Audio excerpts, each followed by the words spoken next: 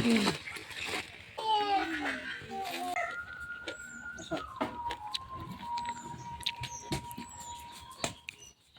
আলাইকুম, আশা করি সবাই ভালো আছেন।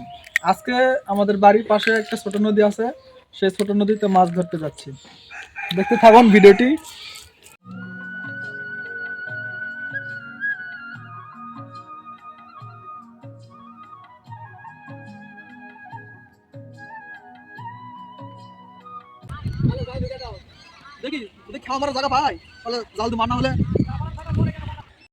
এই সেই ছোট নদী, যেটি একটি বিল থেকে যমুনা নদীর শাখা আত্রাই নদীতে গিয়ে পড়েছে। ছোট নদী খুব বেশি বড় নয়। এখন যে মাছগুলো দেখতে পাচ্ছেন, এগুলো দেশি পুঁটি মাছ।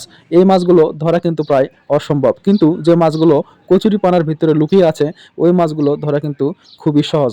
যাই হোক, আমরা মাছ ধরার জন্য ছোট নদীতে নেমে পড়লাম। আর বিলে পানি খুব কম, তাই ছোট নদীটি একদম শুকিয়ে গেছে। কিন্তু কিছু জায়গায় আবার 15 থেকে 20 ফুটের মতো গভীরও পানি আছে।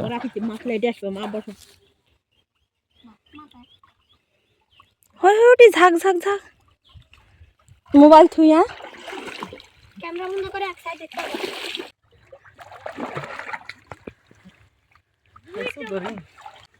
মাছ দেখো, দেখো ঠেলা জালি সহ দেখো, এই যে দেখো এ কয়টা পুঁটি মাছ আর আছে। এই দেখেন কত মাছ আছে একটা নে, সব পুঁটি মাছ। ওই যে ঝাঁক, ওই যে দাও দেখি এটা সহ দেই, সবাই দাও।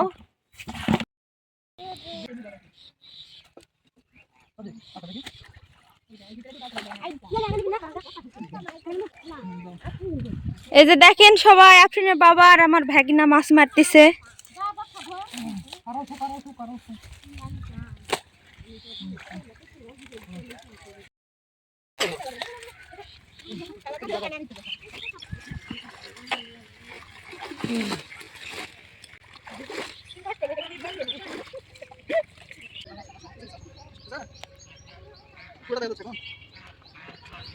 আমরা প্রায় 2 ঘন্টার মতো মাছ ধরলাম ছোট নদীতে।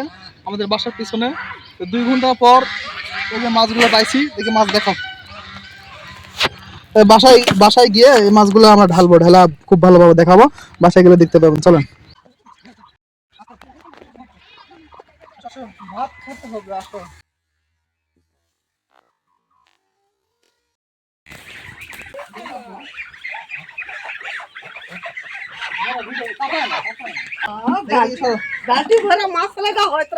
এই যে দেখেন, এই যে মাছ এখন ঢালবো। বড় মা ভাবি সব চলে আসছে মাছ দেখার জন্য। দেখাও বড় মাকে, দেখাও মাছ দেখার জন্য আসছে দর্শকেরা। দেখাও দেখো মাছের ঢাল দেখি।